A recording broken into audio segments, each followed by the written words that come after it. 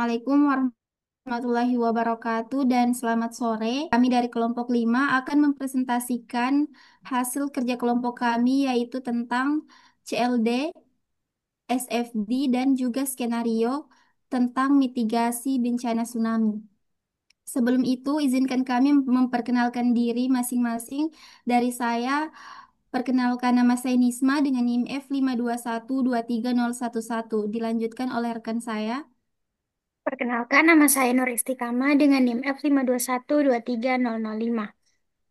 Kenalkan, nama saya Fitriani Nurhalis dengan NIM F521230009. Perkenalkan nama saya Astiawati Manda dengan NIM F521230007. Kenalkan, nama saya ini Kristina Wati Lapono dengan NIM F521230031. Perkenalkan nama saya Richard Valentino Farudian Silalahi dengan NIM F521230032. Langsung saja untuk mengefisienkan waktu, saya akan menjelaskan terkait CLD-nya. Baik, langsung saja. Di sini saya akan menjelaskan terkait diagram CLD atau causal loop diagram yang menggambarkan hubungan sebab akibat dalam sistem kebencanaan tsunami. Baik, langsung saja. Yang pertama di sini kita membahas variabel yang pertama yaitu variabel kondisi alam. Di variabel pertama ini, ketika terjadinya pergerakan lempeng tektonik, aktivitas vulkanik, dan juga gejala alam lain dapat menjadi pemicu utama terjadinya tsunami. Sehingga semakin ekstrim kondisi alam ini, maka intensitas tsunami-nya juga akan semakin besar. Hubungan kedua variabel ini bersifat positif yang dimana ditunjukkan dengan panah bertanda plus. Artinya, peningkatan pada satu variabel dapat menyebabkan peningkatan pada variabel berikutnya. Selanjutnya, variabel intensitas tsunami ini, jika intensitas tsunami meningkat, maka akan terjadi kerusakan infrastruktur. Hubungannya juga sama seperti yang di bawah tadi, yaitu hubungannya positif. Semakin kuat gelombang tsunami yang akan menghantam, maka semakin parah kerusakan yang terjadi pada fasilitas umum. Di sini kita lihat ada variabel ketinggian gelombang. Semakin tinggi gelombang tsunami yang menerjang, maka akan semakin besar daya rusaknya terhadap infrastruktur, kerusakan infrastrukturnya. Jadi hubungannya itu juga sama seperti yang sebelumnya positif. Artinya itu hubungan antara ketinggian gelombang dengan kerusakan infrastruktur itu bersifat positif. Lalu variabel kerusakan infrastruktur itu juga berhubungan dengan variabel akses ke fasilitas kesehatan. Ketika kerusakan infrastruktur ini meningkat, maka akan berdampak terganggunya akses ke fasilitas kesehatan, seperti jalan yang putus atau rumah sakit yang rusak akan menyulit kedua variabel positif. Artinya semakin besar kerusakan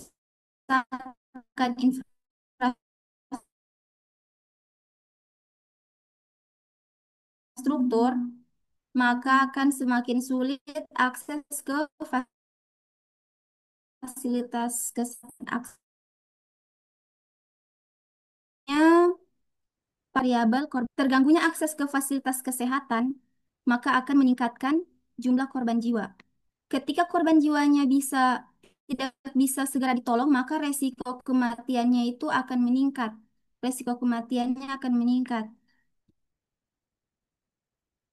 Selanjutnya, ketinggian gelombang ini semakin besar gelombang atau semakin tinggi gelombang, maka akan berdampak banyaknya korban jiwa. Hubungannya juga sama, positif. Selanjutnya, pada variabel korban jiwa. Pada variabel korban jiwa ini, ketika korban jiwanya meningkat, maka akan muncul dua konsekuensi besar, yaitu kebutuhan logistik darurat dan dampak psikologis. Yang pertama itu kebutuhan logistik darurat. Semakin banyak korban, maka akan semakin banyak yang harus diberi makanan, air bersih, tempat tinggal, dan juga obat-obatan. Jadi semakin banyak korban jiwa ini, maka kebutuhan logis daruratnya itu juga bertambah banyak. Hubungannya juga positif. Selanjutnya, hubungan antara korban jiwa dengan dampak psikologis juga sama. Semakin bertambahnya korban jiwa, maka akan bertambahnya dampak psikologis kepada masyarakat, seperti masyarakat yang kehilangan keluarga atau trauma terhadap bencana. Kemudian ada variabel kualitas infrastruktur. Pada variabel kualitas infrastruktur, hubungan antara keduanya itu bersifat negatif atau minus. Hubungan antara kualitas infrastruktur dan kerusakan infrastruktur bersifat negatif ditandai dengan tanda minus tadi, artinya jika kualitas bangunan dan jaringan transportasi sudah dirancang di tahap terhadap bencana, maka dampak kehancurannya bisa diminimalisir. Jadi kerusakan infrastrukturnya itu berkurang gitu. Terus bagian kerusakan infrastruktur berhubungan dengan investasi infrastruktur. Jadi semakin banyak kerusakan infrastruktur, maka akan semakin bertambah investasi infrastruktur. Selanjutnya em, ada variabel penduduk area rawan. Di sini tuh hubungannya juga positif. Semakin banyak penduduk yang tinggal di area rawan bencana tsunami, maka akan menimbulkan atau akan meningkatkan kepadatan penduduk. Jadi semakin banyak penduduk yang tinggal di area rawan bencana tadi, maka akan terjadinya atau bertambahnya kepadatan penduduk. Hubungannya juga positif dan dari banyaknya kepadatan penduduk yang tinggal di rawan bencana tadi, maka akan menambah peningkatan korban jiwa. Mungkin itu saja penjelasan dari saya. Selanjutnya akan dijelaskan oleh teman saya. Kepada Saudari Yani, saya persilahkan. Baik, di sini saya akan melanjutkan penjelasan dari teman saya, Nisma, yang sebelumnya. Nah, di sini ada variabel kesiapsiagaan. Kesiapsiagaan yang intensif itu akan mengurangi korban jiwa. Kemudian, dari variabel dampak psikologis ini tadi, itu akan, jika korban jiwa terkena dampak psikologis, maka akan mengurangi kesiapsiagaannya. Kemudian, kesiapsiagaan yang intensif pula akan menambah partisipasi simulasi. Di partisipasi simulasi ini akan menambah pelatihan masyarakat atau edukasi kepada masyarakat, sehingga akan menambah pula kesiapsiagaannya mereka. Nah, kemudian kesiapsiagaan yang intensif pula akan mengurangi kepanikan masyarakat saat dievakuasi. Terus, pada variabel jalur evakuasi dan tempat evakuasi. Jika jalur evakuasi banyak, kemudian tempat evakuasi yang kondusif atau bagus, maka akan mengurangi waktu evakuasi. Dan tentunya kapasitas tampung akan semakin bertambah pula, sehingga dari kapasitas tampung ini akan mengurangi korban jiwa. Kemudian, kepanikan saat evakuasi ini akan mengurangi waktu evakuasi. Terus, peringatan dini yang akurat, cepat, dan tepat akan menambah akurasi informasi dan akan menambah pula kepercayaan pada masyarakat. Dan akan menambah peringatan dini. Nah, di sini ada reinforcing 1 dan reinforcing 2. Untuk penjelasan reinforcing 1 itu berisi peningkatan kesiapsiagaan lewat pelatihan dan simulasi. Untuk reinforcing 2 atau looping R2 itu menandakan bahwa akurasi informasi dan kepercayaan masyarakat itu saling memperkuat untuk meningkatkan kesiapsiagaan juga. Baiklah, itu tadi penjelasan CLD yang bisa saya sampaikan. Selanjutnya untuk pembahasan mengenai SFD akan dijelaskan oleh teman saya. Oke, selanjutnya itu ada SFD. Jadi di SFD ini terdapat stok dan juga flow. Di sini stoknya itu terdapat 4, korban jiwa, populasi, kerusakan infrastruktur, dan juga kepercayaan masyarakat. Dan saya akan menjelaskan bagian korban jiwa dan juga populasi. Oke, jadi eh, di bagian tengah ini terdapat blok utama, yaitu populasi. Jadi populasi ini merupakan dia punya stok yang mempresentasikan jumlah penduduk. Kemudian di samping kirinya itu terdapat flow. Jadi flow ini yang menambah jumlah populasi yang dipengaruhi oleh tingkat kelahiran. Kemudian di samping kanan itu terdapat kematian korban tsunami. Jadi flow ini yang mengurangi populasi akibat bencana. Ini dipengaruhi oleh risiko tsunami dan juga jumlah populasi awal itu sendiri. Kemudian stok yang selanjutnya itu ada stok korban jiwa. Jadi stok korban jiwa ini merupakan stoknya, dan di samping kirinya itu terdapat flow kematian. Jadi flow kematian ini adalah flow yang menambah jumlah korban jiwa,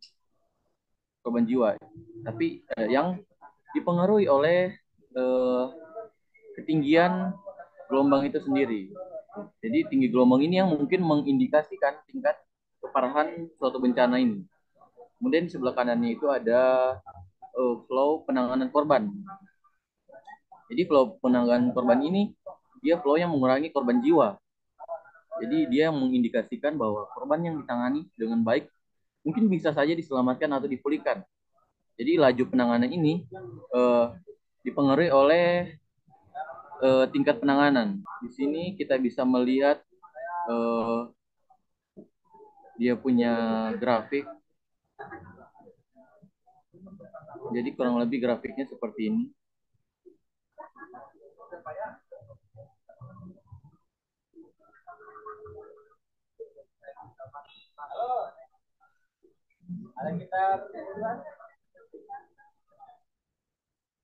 Selanjutnya pada bagian stok kerusakan infrastruktur. Stok ini mengakumulasikan total kerusakan fisik yang terjadi pada berbagai fasilitas dan prasarana penting di wilayah terdampak tsunami Kota Palu. Peningkatan pada stok kerusakan infrastruktur ini disebabkan oleh satu aliran masuk utama, yaitu dampak intensitas tsunami. Aliran ini menggambarkan laju kerusakan yang terjadi pada infrastruktur akibat terjangan tsunami dan fenomena ikutan lainnya.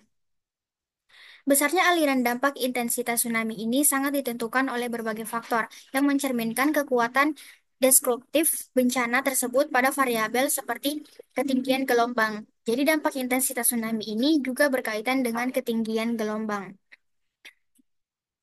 yang memainkan peran krusial dalam menentukan seberapa besar intensitas tsunami dan konsekuensinya, seberapa parah dampak kerusakan yang ditimbulkannya pada infrastruktur.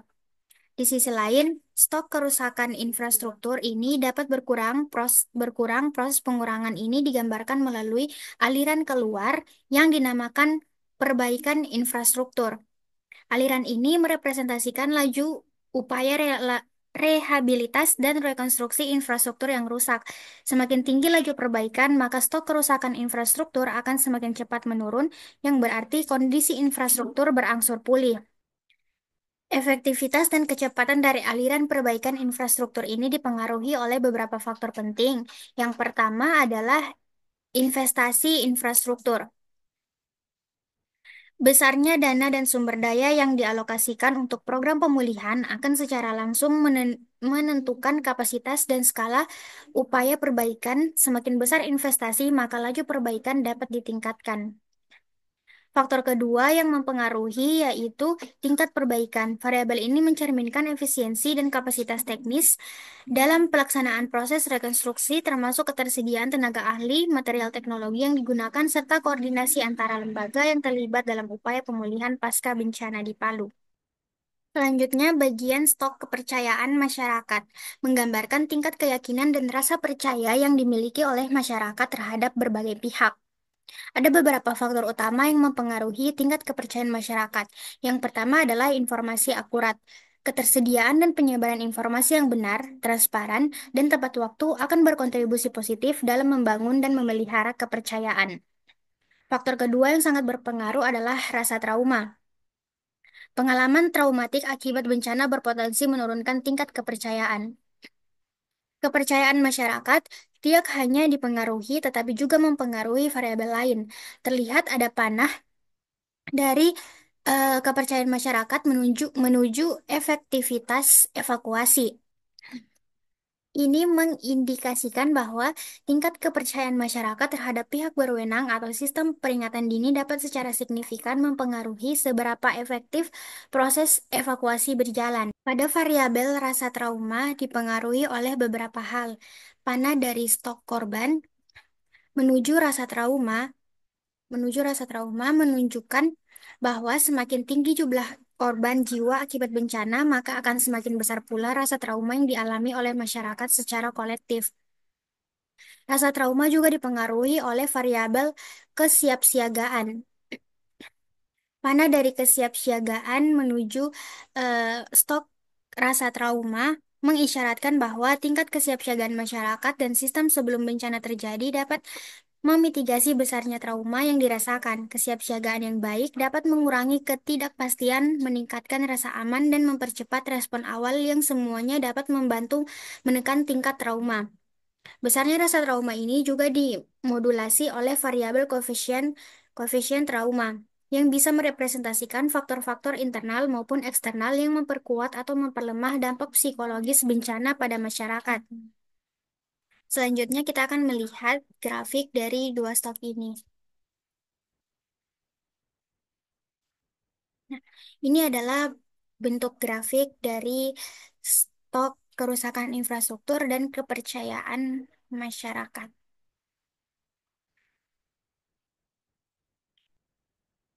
Kemudian ini adalah tabelnya dari tahun 2015 sampai 2024. Selanjutnya, pada bagian data penduduk, kami mengambil 10 tahun terakhir, yaitu dari tahun 2015 sampai tahun 2024. Data awal yang kami dapatkan yaitu seperti ini. Kemudian untuk mencari rata-ratanya, ini adalah rata-rata dari data awalnya. Nah, kemudian setelah kami melakukan SFD, kami mendapatkan nilai populasi seperti ini dari 2015 sampai 2024. Untuk mendapatkan E1-nya, yaitu rata-rata data simulasi dikurang dengan rata-rata data awal, kemudian dibagi dengan rata-rata data awal. Sehingga kita mendapatkan hasilnya yaitu E1 yaitu 8%. Kemudian untuk E2, ini kita menghitungnya standar deviasi data simulasi dikurang dengan standar deviasi data awal, kemudian dibagi lagi dengan standar deviasi data awal, sehingga kita mendapatkan hasilnya yaitu 14%. Kami di sini hanya menggunakan data penduduk. Untuk data yang lainnya, tidak kami gunakan. Data penduduk ini hanya sebagai contohnya. Selanjutnya, untuk skenario-nya akan dijelaskan oleh teman saya. Baik, selanjutnya ada skenario grafik dari populasi.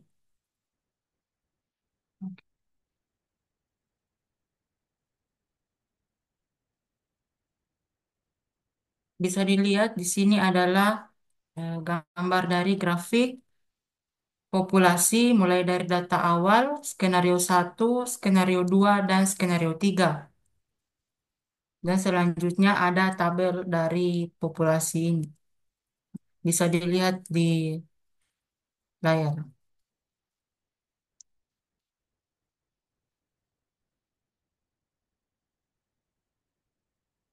Selanjutnya ada skenario grafik dari korban jiwa.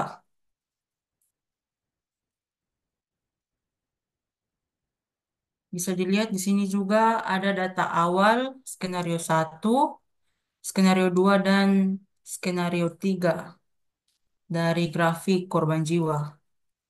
Selanjutnya ada tabel dari grafik korban jiwa. Bisa dilihat di layar.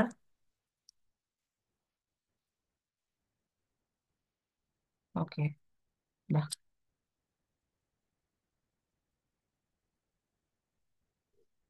Baik, selanjutnya pada skenario kerusakan infrastruktur.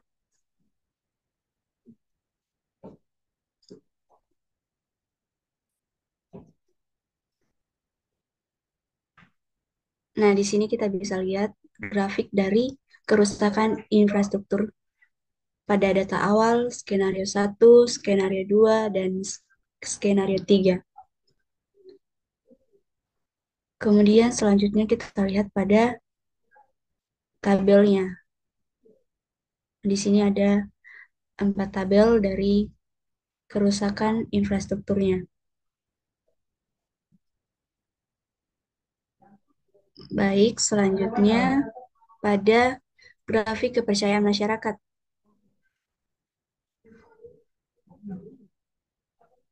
Di sini juga ada data awal, skenario 1, skenario 2, dan skenario 3 dari grafik kepercayaan masyarakat. Dan ada juga tabel dari kepercayaan masyarakat ini.